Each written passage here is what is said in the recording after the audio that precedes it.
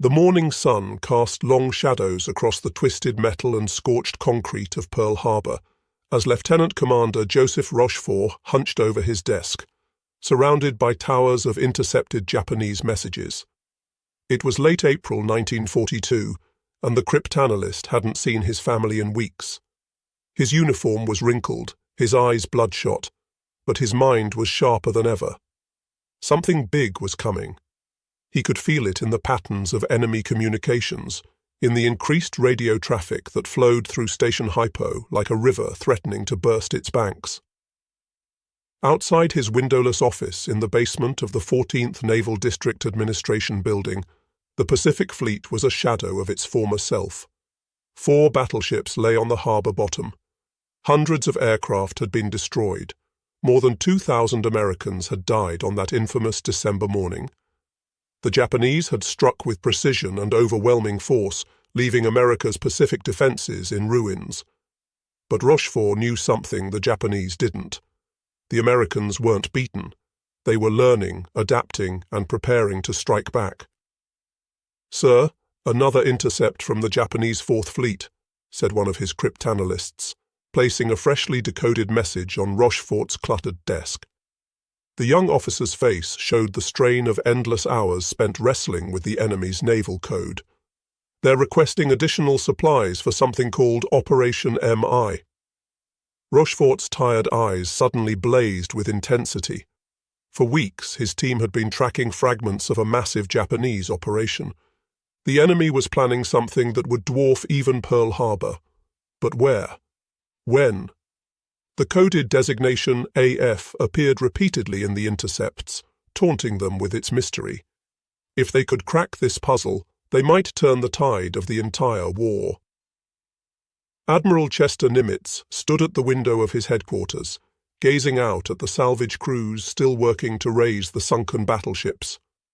The white-haired Texan had taken command of the Pacific Fleet at its darkest hour, inheriting a demoralized force and an enemy that seemed unstoppable. Behind him, his intelligence officer, Commander Edwin Layton, cleared his throat nervously. "Admiral, Rochefort's team believes they've identified a pattern in the Japanese communications," Layton reported. "Something major is being planned for early June. The scale suggests it's their largest operation since the war began." Nimitz turned from the window, his ice-blue eyes focused intently on Layton. The Admiral had learned to trust his intelligence officers, even when their conclusions seemed impossible. Unlike many senior commanders who dismissed code-breaking as unreliable guesswork, Nimitz understood that information was the most powerful weapon in modern warfare. "How certain are they?" Nimitz asked, his voice carrying the weight of command. Every decision he made could mean life or death for thousands of sailors and Marines. "Rochefort stakes his career on it, sir," Layton replied without hesitation. "He believes the target is somewhere in the Central Pacific. His team is working around the clock to pinpoint the exact location." The Admiral nodded slowly. If Rochefort was right, this could be the opportunity they desperately needed. The Japanese had been advancing across the Pacific like a tidal wave, capturing island after island, building an empire that stretched from the home islands to the shores of Australia. But every empire had its limits, and perhaps the enemy was finally overreaching. Down in the cryptanalysis center, Rochefort's team worked with feverish intensity. The basement room was thick with cigarette smoke and the smell of stale coffee. Banks of IBM tabulating machines clattered endlessly, sorting through thousands of code groups. Men and women in rumpled uniforms pored over worksheets, searching for patterns in the seemingly random characters. "I've got something," announced Lieutenant Commander Wesley Ham Wright, one of Rochefort's top cryptanalysts. "The Japanese keep referencing water desalination equipment for AF. Why would they need special water supplies for a major naval base?" Rochefort felt the pieces clicking into place. A location that would need additional water supplies, somewhere strategically important enough to warrant a massive operation. His mind raced through the possibilities, and suddenly he knew it had to be Midway atoll, the tiny American outpost that guarded the approaches to Hawaii. One of his subordinates, Lieutenant Commander Jasper Holmes, proposed an ingenious plan. What if we have Midway report water supply problems?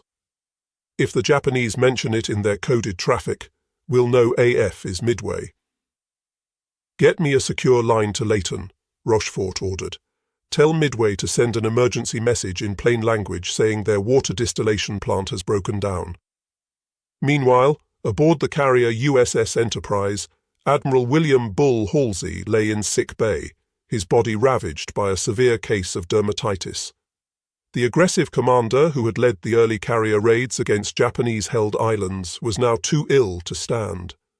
His task force was about to sail into the most important battle of the war, and he wouldn't be leading it. "Bill, you look like hell," said Admiral Raymond Spruance, visiting his old friend. The two men were opposites in many ways. Halsey was bold and instinctive, while Spruance was calculating and methodical. But they shared a deep respect for each other and an unshakable determination to defeat Japan. "Ray, I'm giving you my command," Halsey said weakly. "Take my boys and hit those bastards hard. They trust you, and so do I." Spruance nodded solemnly. He had never led carriers in combat before, but he understood the principles of naval warfare better than almost anyone. More importantly, he knew how to listen to his subordinates and make decisions based on facts rather than emotion. These qualities would soon be tested in ways no one could imagine. On Midway itself, Marine Colonel Harold Shannon inspected his ragtag collection of aircraft. The tiny atoll's air group was a mixed bag of obsolete Brewster Buffalo fighters, already proven inferior to the Japanese Zero, alongside a handful of newer Wildcat fighters and various bombers. His pilots were mostly green, fresh from training with little combat experience. "Colonel, are we really expected to stop the Japanese Navy with these?" asked Major Lofton Henderson, gesturing at the lined-up Buffaloes. The Marine aviator knew the reputation of these planes, nicknamed Flying Coffins by their pilots. "We'll stop them or die trying," Shannon replied grimly. "Every minute we can delay them gives the Navy a better chance to hit their carriers. That's our job, Major. Buy time with everything we've got." Back at Pearl Harbor, confirmation came through that electrified Rochefort's team. Japanese intelligence had reported in their coded messages that AF was experiencing water shortages. The target was definitely Midway.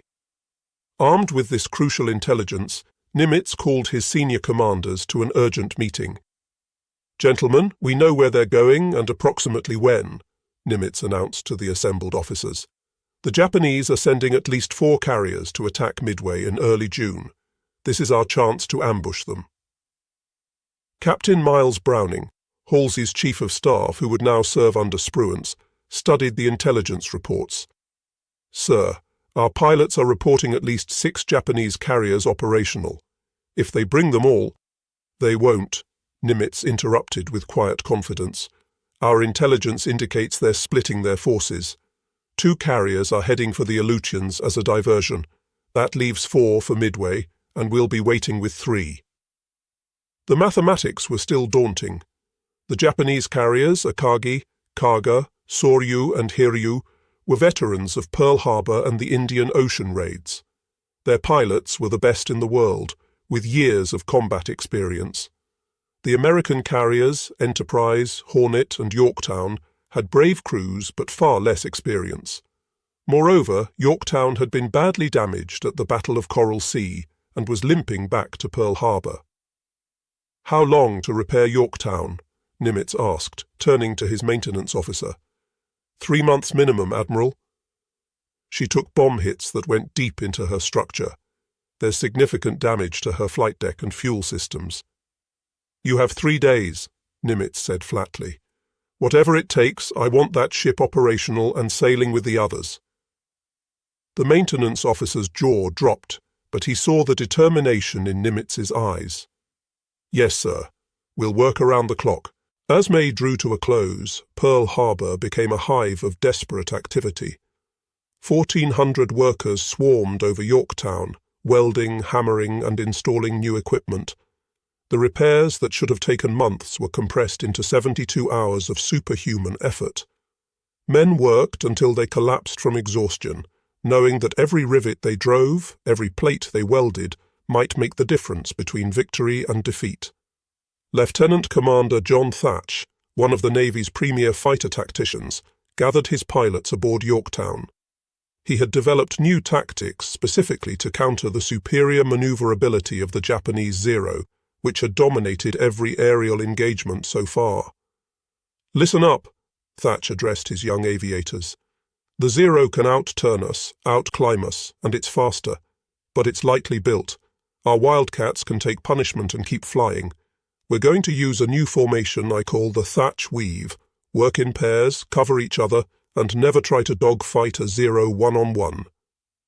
Among the pilots was Ensign George Gay, fresh from flight school with barely 300 hours of flight time. The young Texan tried to hide his nervousness as Thatch explained how they would attack the Japanese fleet.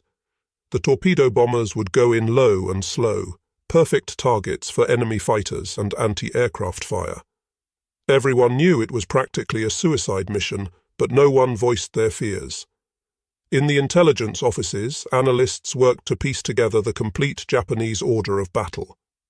They knew Admiral Isoroku Yamamoto, the architect of Pearl Harbor, was personally commanding the operation. The strike force would be led by Admiral Chuichi Nagumo, who had commanded at Pearl Harbor. The intelligence painted a picture of overwhelming Japanese confidence. They were coming to finish what they had started 6 months earlier. "They're bringing everything," reported one of Nimitz's planning officers. "Battleships, cruisers, destroyers, transports with invasion troops. They intend to take Midway and use it as a base for further operations against Hawaii." "Let them come," Nimitz responded calmly. "The bigger the force, the more they have to lose." On May 28th, Task Force 16, centered on Enterprise and Hornet under Spruance's command, slipped out of Pearl Harbor. The carriers were screened by cruisers and destroyers, their crews at battle stations. 2 days later, on May 30th, Yorktown followed, her hull still bearing fresh welds and patches. The 3 carriers would rendezvous northeast of Midway at a position designated Point Luck, perfectly positioned to ambush the approaching Japanese. Aboard Enterprise, Spruance studied the latest intelligence updates with his staff. The quiet admiral was known for his analytical mind and careful planning. Unlike the impulsive Halsey, Spruance calculated every move, considering all possibilities before making decisions. "The Japanese expect to achieve surprise," Spruance told his staff. "They believe our carriers are still in the South Pacific or back at Pearl Harbor. That overconfidence is our greatest advantage. We must use it wisely." Commander Wade McCluskey, commanding Enterprise's air group, prepared his pilots for what lay ahead. A veteran naval aviator, McCluskey understood both the capabilities and limitations of his aircraft and men. "When we find their carriers, we hit them with everything we've got," McCluskey briefed his squadron commanders. "The dive bombers will attack from high altitude while the torpedo planes go in low. Fighter cover will be limited, so speed and surprise are essential." Among McCluskey's pilots was Lieutenant Richard Dick Best, commanding Bombing Squadron 6. Best was known for his exceptional accuracy in dive bombing, a skill that would soon prove crucial. He gathered his own pilots for a more detailed briefing. "Remember, we're looking for their carriers, not the battleships or cruisers," Best emphasized. "I don't care how tempting the other targets look. We sink their carriers, and we win this war." As May turned to June, both fleets moved toward their fateful encounter. The Americans had positioned themselves perfectly, thanks to their code-breaking success. But intelligence was only part of the equation. The coming battle would be decided by the skill and courage of the pilots, the decisions of commanders under extreme pressure, and the thin margin between victory and disaster that characterized carrier warfare. On Midway itself, preparations reached a fever pitch. Every available aircraft was armed and fueled. Marines dug defensive positions in the coral sand. Radar operators scanned the skies continuously. knowing that the first warning of the Japanese approach would come from their screens. The garrison knew they were vastly outnumbered, but they also knew their role. Hold out long enough for the Navy to strike the enemy carriers. Commander Cyril Simard, Midway's senior officer, made a final inspection of the defences. The atoll's 2 small islands were packed with ammunition, fuel tanks and aircraft. One well-placed bomb could turn the entire base into an inferno. But there was no choice. Everything depended on Midway holding out long enough for the carriers to do their work. As darkness fell on June 3, 1942, American PBY Catalina patrol planes spread out from Midway in long search patterns. These slow, ungainly aircraft would be the first to spot the approaching enemy. Their crews knew that making contact with the Japanese fleet meant almost certain death, as the lumbering patrol planes were easy prey for Zero fighters. But finding the enemy was worth any sacrifice. At 0900 on June 3rd, Ensign Jack Reed, piloting a PBY, spotted ships on the horizon. "Sighted main body," he radioed. "Bearing 262, distance 700 miles. The Japanese invasion force had been found, but the carriers remained hidden. That afternoon, 9 B-17s from Midway attacked the invasion convoy but scored no hits. 4 PBYs equipped with torpedoes attempted a night attack, claiming 1 hit. While these attacks caused no significant damage, they alerted the Japanese that the Americans knew they were coming. At 0300 on June 4th, reveille sounded aboard the American carriers. In ready rooms, pilots received final briefings and wrote last letters home. Mechanics made final checks on aircraft. Ordnance crews loaded bombs and torpedoes. 3 carriers with barely 230 aircraft were about to take on the pride of the Japanese Navy. The odds were steep, but the Americans had advantages. They knew the enemy was coming, they knew where to find them, and they had commanders willing to take calculated risks. Admiral Frank Jack Fletcher, in overall command aboard Yorktown, made the decision that would govern American tactics for the coming battle. Rather than keeping his carriers together for mutual protection, he would operate them separately, reducing the risk of all 3 being caught together. It was a gamble, but the entire operation was a gamble on a massive scale.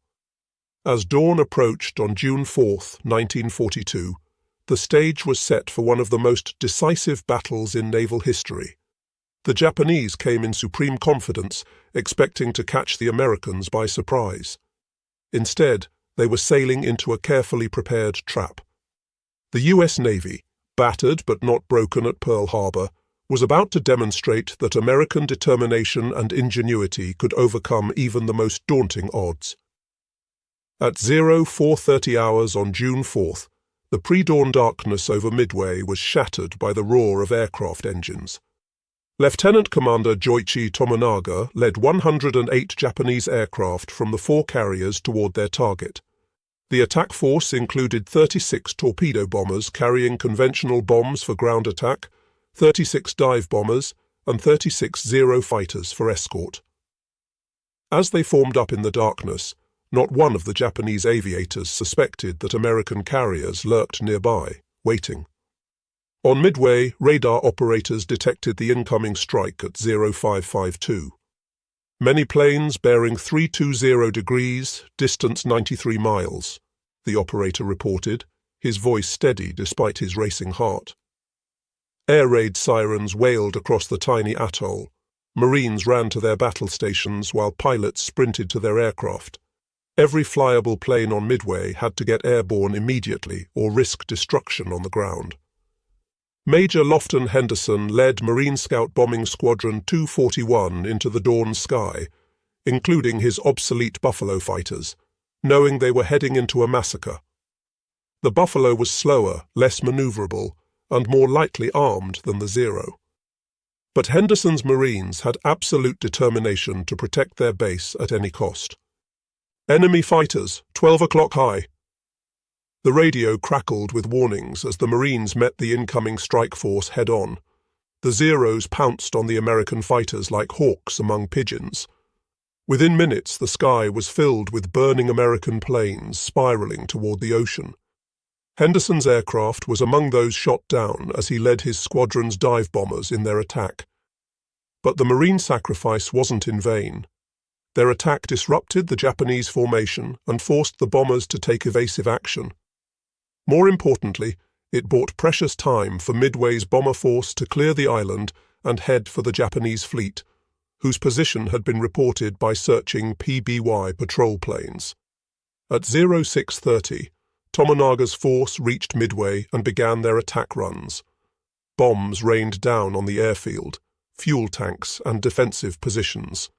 The island's anti-aircraft guns blazed away, filling the sky with black puffs of smoke. A direct hit on the power station knocked out Midway's radar. Another bomb set the fuel tanks ablaze, sending thick columns of smoke into the morning sky. But as Tomonaga circled to assess the damage, he realized the attack had failed in its primary objective. The runways were cratered but repairable. Many defensive positions remained intact. Most critically, they had destroyed few aircraft on the ground because the Americans had gotten them airborne in time. Tomonaga radioed back to Admiral Nagumo. There is need for a second attack wave. This message would trigger a chain of decisions that would determine the battle's outcome. Aboard the Japanese carrier Akagi, Admiral Nagumo faced a dilemma. He had held back 93 aircraft armed with anti-ship weapons, torpedoes and armor-piercing bombs, in case American ships appeared. Should he rearm them with ground attack weapons for a second strike on Midway, or keep them ready for naval targets? At 0715, Nagumo made his fateful decision. Rearm the aircraft with bombs for land attack. Crews immediately began the laborious process of removing torpedoes and replacing them with conventional bombs. It was dangerous work on crowded hangar decks, with armed ordnance being moved around volatile aviation fuel and ammunition. Unknown to Nagumo, 200 miles to the northeast, American carriers were already launching their strikes. Admiral Spruance, commanding Enterprise and Hornet, had made the crucial decision to launch everything he had at maximum range. It was a calculated risk. His planes would barely have enough fuel to return, but it would catch the Japanese at their most vulnerable moment. "Pilots, man your planes!" The order echoed across the American flight decks. Lieutenant Commander John Waldron led Hornet's Torpedo Squadron 8, knowing the odds against his slow, vulnerable Douglas TB Devastators. In his ready-room briefing, he had been brutally honest with his men. "If we run out of gas, we'll ditch together. If only one of us makes it through, he'll hit a carrier. May God be with us all." Among Waldron's pilots was Ensign George Gay, the young Texan who would soon become the sole survivor of his squadron. As Gay climbed into his Devastator, he checked his rear gunner's position. Radio man Bob Huntington gave him a thumbs up, trying to mask his own fear with bravado. By 800, the American strike was airborne, but scattered. The different squadrons became separated in the clouds, each group proceeding independently toward the estimated Japanese position. This lack of coordination would prove both a weakness and, paradoxically, a strength in the coming engagement. Meanwhile, Nagumo's problems were multiplying. At 0728, a scout plane from the cruiser Tone finally reported 10 enemy surface ships bearing 10 degrees, distance 240 miles from Midway, course 150 degrees, speed 20 knots.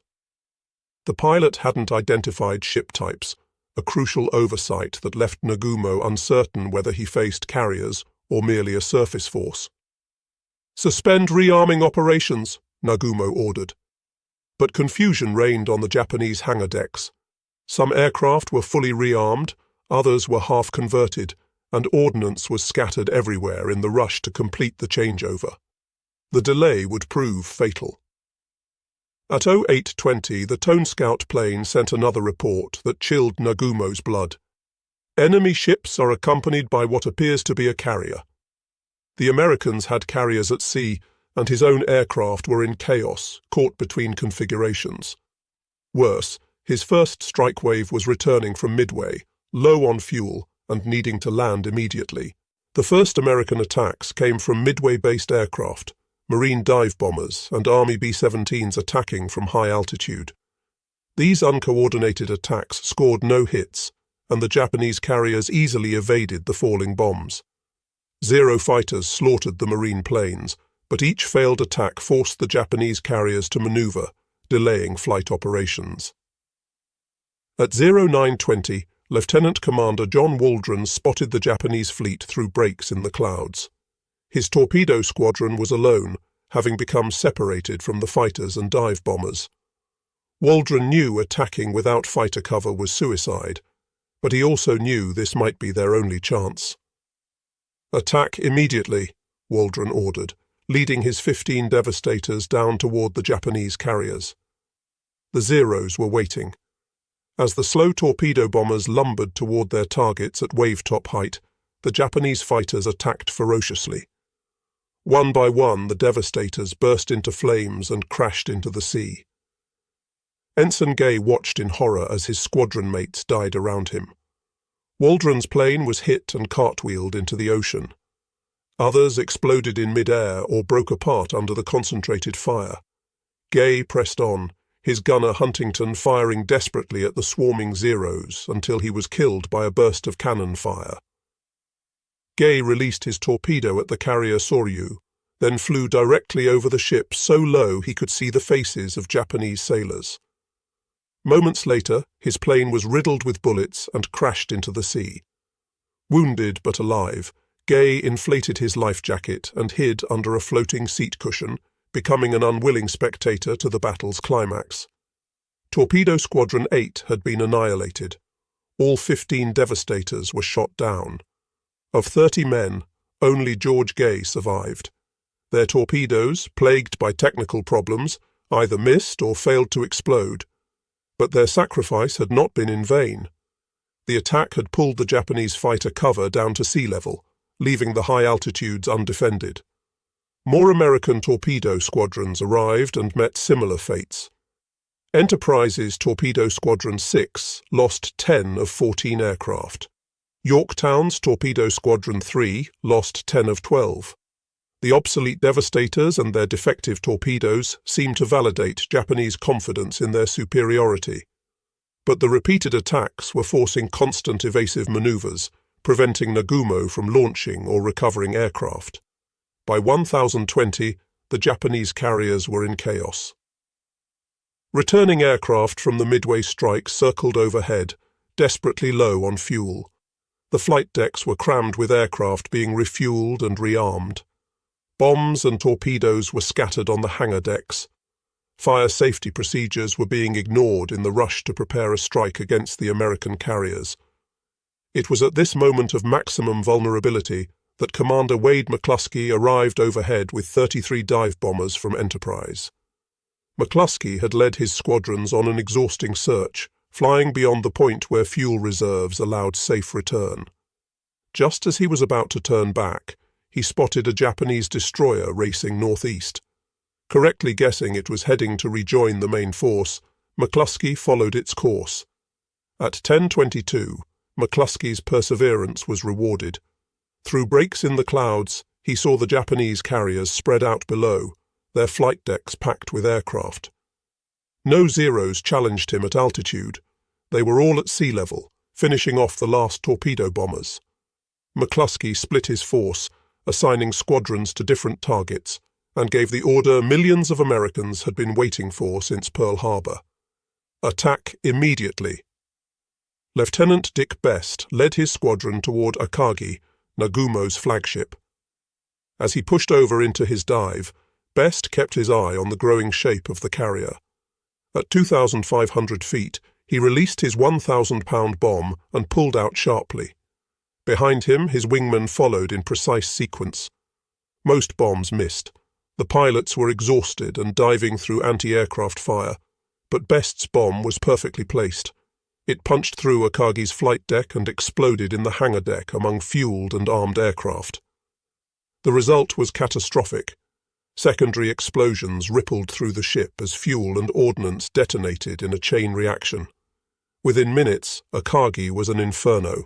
Simultaneously, Kaga was hit by at least 4 bombs from McCluskey's other squadron. The hits started uncontrollable fires among the packed aircraft. At nearly the same time, Lieutenant Commander Max Leslie's dive bombers from Yorktown scored 3 direct hits on Soryu in a textbook attack. Within 6 minutes, 3 of Japan's premier carriers were burning wrecks. From his hiding place in the water, Ensign Gay watched the Japanese carriers explode. The ships that had seemed so invincible moments before were now funeral pyres. He could see Japanese sailors abandoning ship, leaping into the oil-covered ocean to escape the flames. The bodies of his squadron mates floated nearby, but their sacrifice had made this moment possible. Admiral Nagumo, forced to transfer his flag from the burning Akagi to a cruiser, was in shock. 3/4 of his striking power had been eliminated in minutes. Akagi, Kaga and Soryu were finished. Only Hiryū remained operational, racing northwest to escape while launching a counterstrike. The Japanese Navy's aura of invincibility, built through 6 months of victories, had been shattered. But the battle wasn't over. Hiryū's counterstrike found Yorktown early that afternoon. Despite determined defense by fighters and anti-aircraft fire, Japanese dive bombers scored 3 hits that left the American carrier burning and listing. Damage control parties fought desperately to save the ship, and their efforts seemed successful until a second strike by torpedo bombers put 2 more torpedoes into Yorktown's hull. Admiral Fletcher transferred to a cruiser, passing tactical command to Spruance. Yorktown's crew abandoned ship, but the tough carrier refused to sink. She would remain afloat until June 7th, when Japanese submarine Y-168 found her and delivered the final torpedo hits that sent her to the bottom. The loss of Yorktown was painful, but by then Hiryū had joined her sisters in destruction. Late on June 4th, dive bombers from Enterprise found the last Japanese carrier and left her burning from stem to stern. 4 Japanese carriers, the core of the force that had attacked Pearl Harbor, now lay on the bottom of the Pacific. As darkness fell on June 4th, American pilots returned to their carriers with barely fumes in their tanks. Many aircraft, damaged in combat or out of fuel, ditched in the darkening seas. Destroyers raced to rescue pilots from the water. The human cost had been high, but the strategic victory was complete. Admiral Spruance, cautious and calculating, resisted the temptation to pursue the retreating Japanese. He knew Yamamoto's battleships were somewhere in the darkness, and his pilots were exhausted. Better to preserve his victory than risk his carriers in a night engagement where battleship guns could be decisive. It was a controversial decision, but it proved correct. As June 5th dawned, American search planes found only burning hulks and scattered survivors where the Japanese fleet had been. The few remaining Japanese aircraft, launched from cruisers and the crippled carriers before they sank, made desperate attacks but achieved nothing. Over the next 2 days, American forces continued attacks on the retreating Japanese, sinking the heavy cruiser Mikuma and damaging other vessels. The statistics were staggering. Japan had lost 4 fleet carriers, 1 heavy cruiser, 248 aircraft, and 3,057 men, including many of their most experienced pilots. The Americans had lost 1 carrier, 1 destroyer, 147 aircraft, and 362 men. But the numbers only told part of the story. Japan's offensive capability in the Pacific had been permanently crippled. The initiative had passed to the Americans. In the aftermath, both sides sought to understand what had happened. For the Americans, the victory validated their faith in intelligence and calculated risk-taking. Nimitz's decision to trust his codebreakers, Spruance's careful tactical decisions, and the incredible courage of the pilots had combined to achieve what seemed impossible. For the Japanese, Midway was a stunning reversal that exposed fundamental flaws in their planning and doctrine. The assumption of superiority, the complex operational plan that dispersed their forces, the failure to adequately scout for American carriers, and the crucial minutes of vulnerability during the rearming process had all contributed to disaster. But perhaps the most important factor was the sacrifice of the American torpedo bomber crews. Their seemingly futile attacks had created the conditions for victory by disrupting Japanese operations and pulling down the fighter cover. Men like John Waldron and his squadron had known they were flying to almost certain death, but they pressed home their attacks anyway. As news of the victory spread, America erupted in celebration. After 6 months of defeat and retreat, the United States had won its first major victory against Japan. The road to Tokyo would be long and bloody, but Midway proved it could be travelled. The Japanese Navy, which had seemed invincible since Pearl Harbor, had been decisively beaten by a smaller American force. In Japan, the government hid the extent of the defeat from the public. Returning sailors were isolated to prevent word from spreading. The official story claimed a great victory, but the Navy knew the truth. The offensive phase of Japan's war was over. From now on, they would be on the defensive, trying to hold what they had conquered against an increasingly powerful American counteroffensive.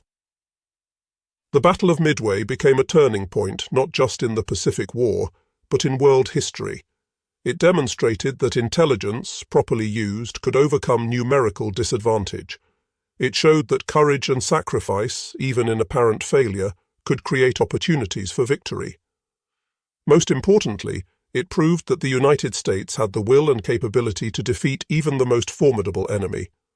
Admiral Nimitz, in his after-action report, gave credit where it was due, to the codebreakers who had uncovered the Japanese plan, to the commanders who had made crucial decisions under pressure, and above all to the pilots who had pressed home their attacks against overwhelming odds. But he also recognized the role of chance in war. Had the American dive bombers arrived 5 minutes later, after the Japanese had launched their strikes, the outcome might have been very different. The Japanese Navy would never recover from Midway. The 4 carriers lost represented years of construction and decades of pilot training that could not be replaced. While Japan would commission new carriers, they would never again achieve the combination of ships, aircraft, and experienced aircrews that had made their early victories possible. For the young American pilots who survived, Midway was a defining moment. Men like Dick Best, who had placed the bomb that doomed Akagi, would continue flying throughout the war, but nothing would match the intensity of those few minutes over the Japanese fleet. Others, like Ensign Gay, would carry the memory of fallen comrades for the rest of their lives. The battle also marked a revolution in naval warfare. For the first time, a major naval engagement had been fought entirely by aircraft, with the opposing fleets never coming within sight of each other. The age of the battleship was ending. The aircraft carrier was now the dominant weapon of naval warfare. In the broader context of World War II, Midway was America's Stalingrad, the point where a seemingly unstoppable advance was not just halted, but reversed. Combined with the grinding attrition of Guadalcanal that would follow, it marked the beginning of Japan's long retreat across the Pacific. The industrial might of America, fully mobilized for war, would produce ships and aircraft in quantities Japan could never match. The veterans of Midway would go on to fight in the Solomons, the Philippines, and eventually to the doorstep of Japan itself. They had learned that the Japanese could be beaten, that American training and equipment, properly employed, were more than a match for enemy skill and determination. For Japan, Midway exposed the fatal flaw in their strategic planning. They had begun a war against an enemy with 10 times their industrial capacity, believing that spiritual superiority could overcome material disadvantage. The Americans had shown at Midway that they possessed both material strength and the will to use it. The codebreakers who had made victory possible received little public recognition during the war. Their work remained classified for decades. But officers like Rochefort and his team had arguably won the most important intelligence victory in American history. By solving the puzzle of AF and predicting Japanese movements, they had given Nimitz the information needed to position his forces perfectly. Lieutenant Commander Rochefort, despite his crucial role, would be reassigned shortly after Midway due to bureaucratic conflicts with Washington. His team's success had proven that intelligence could win battles, but inter-service rivalries would prevent him from receiving proper recognition until decades later. In 1986, he was posthumously awarded the Navy Distinguished Service Medal. As the years passed, Midway took on almost mythical status in American military history. It became the textbook example of how intelligence, courage, and tactical excellence could combine to achieve victory against superior forces. Military academies around the world studied the battle, seeking to understand how the Americans had achieved such a complete reversal of fortune. The human dimension of Midway should never be forgotten. Behind the strategic movements and tactical decisions were individual acts of heroism that determined the outcome. The Marine pilots who flew obsolete fighters against Zeros, the torpedo bomber crews who pressed their attacks without fighter cover, the dive bomber pilots who searched past the point of safe return, the damage control parties who saved ships, all contributed to victory. The Battle of Midway proved that democracies could fight and win against totalitarian enemies. The American carriers were crewed by citizen sailors, many of whom had been civilians just months before. They faced an enemy with years of combat experience and a tradition of victory. Yet when the moment came, these Americans performed with skill and courage that matched anything in their nation's history. The lesson of Midway resonates beyond its historical moment. It reminds us that apparent weakness can be turned to strength through intelligence and determination. That sacrifice, even in failure, can create opportunities for others. That technological superiority means nothing without the will to use it effectively, and that free nations, when threatened, can summon the courage to defend themselves against any odds. As the sun set on June 4, 1942, the tide of the Pacific War had turned decisively. The Japanese would fight on with characteristic determination for 3 more years, but the outcome was no longer in doubt. At Midway, a smaller American force had destroyed the heart of Japanese naval power and seized the initiative. Admiral Yamamoto's pre-war prediction had proven prophetic. He had warned that he could run wild for 6 months or a year, but after that he had no confidence. Midway occurred exactly 6 months after Pearl Harbor. The architect of Japan's early victories had understood that once America recovered and mobilized its strength, Japan's defeat was inevitable. At Midway, that inevitability became reality, written in the burning hulks of 4 aircraft carriers and the sacrifice of brave men who fought and died for their nations in the vast Pacific sky. The impact of Midway extended far beyond the immediate tactical victory. It demonstrated that the United States could gather intelligence, plan operations, and execute complex naval battles with precision. The coordination between codebreakers, planners, and combat forces had created a new model for modern warfare. Future operations would build on these lessons, combining intelligence gathering with tactical execution. For the individual sailors and airmen who fought at Midway, the battle represented a personal triumph over fear and adversity. Young men who had never seen combat performed acts of extraordinary courage. Mechanics worked through exhaustion to keep planes flying. Damage control teams saved ships that should have sunk.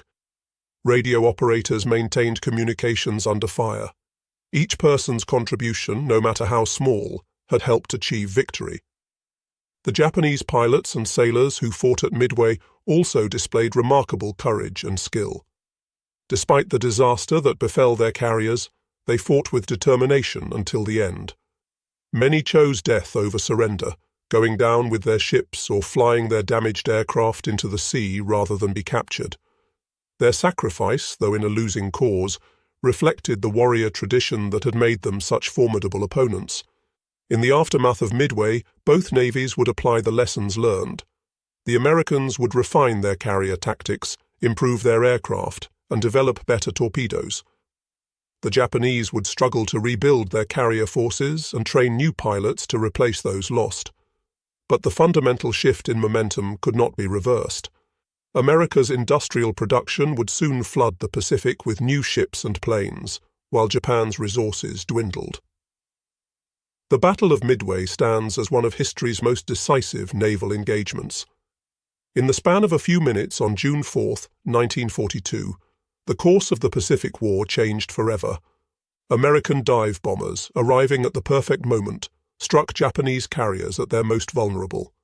The resulting destruction ended Japan's offensive capabilities and began the long American advance across the Pacific. Today, Midway Atoll is a wildlife refuge, its runways abandoned and its facilities crumbling. But the waters around it remain hallowed ground, where brave men from both nations fought and died in a battle that shaped the modern world. Their sacrifice reminds us that freedom requires vigilance, that intelligence and preparation can overcome seemingly insurmountable odds, and that ordinary people can achieve extraordinary things when their nation's survival is at stake.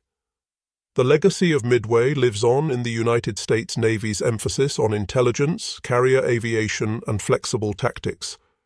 It proved that naval warfare had entered a new age, where information was as important as firepower, where aircraft could sink the mightiest ships, and where victory went to those who could adapt fastest to changing circumstances. These lessons continue to guide naval strategy in the 21st century. As we remember Midway, we honor not just the victory, but the men who achieved it. From Admiral Nimitz making strategic decisions at Pearl Harbor, to Ensign Gay floating in the ocean watching his squadron's sacrifice bear fruit, each participant played a vital role. Their combined efforts turned potential defeat into decisive victory, changing the course of history and demonstrating that free peoples, united in purpose, can overcome any challenge. The Battle of Midway was more than a military victory. It was a triumph of intelligence over ignorance, preparation over complacency, and courage over fear. It showed that America had the will and ability to fight a global war and win. Most importantly, it proved that the values of democracy and freedom, defended by brave men and women, could prevail against tyranny and aggression. That lesson, learned in the waters around a tiny Pacific atoll, remains as relevant today as it was on that fateful June morning in 1942.